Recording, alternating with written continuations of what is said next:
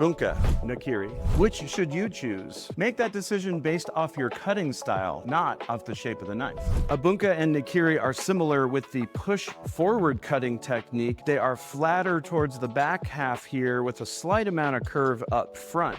Where these start to vary from one another are going to be some other cutting techniques and precision. When it comes to the Bunka, the rock chop is going to be difficult because as soon as I want to pull back to then push forward, this clipped tip is going to stick into the cutting board. So I can't really do the rock chop safely or comfortably. But the Nakiri, with a little bit of curve up front, I really can do the rock chop. For precision detailed work, the Bunka is going to do better in my opinion because this clipped tip makes a very fine point. If you want to call the corner of a Nakiri a point, it is actually pulled back a little bit from the top of the spine, and you can't really see as well where you're getting into food if we wanted to do like fine, precise work on a shallot, for example, where this I can really tell exactly where it's going. Both do a good job at drag cutting, although once again with precision, I think that this fine point is going to excel. I could use the corner of the Nakiri to drag across the cutting board, or I can really see where this fine point is going as I drag across the cutting board as well. When it comes to the pull cut, these perform just about the same because we're relying on that flatter blade profile and we don't really need a point.